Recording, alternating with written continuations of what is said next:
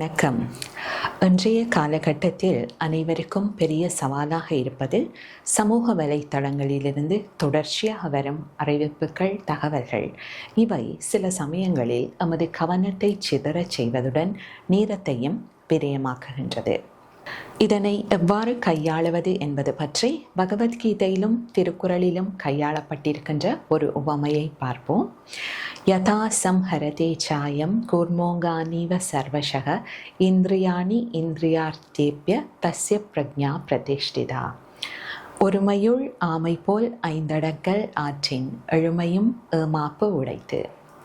அதாவது, ஒரு ஆமை தனக்கு சிறிய அச்சுறுத்தல் வந்தாலும் தனது அவயவங்களை உள்ளெடுத்து தன்னை பாதுகாத்து கொள்ளும்.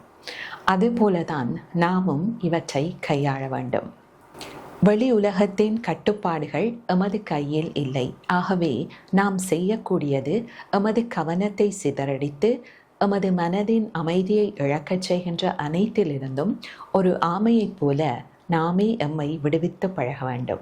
நன்றி.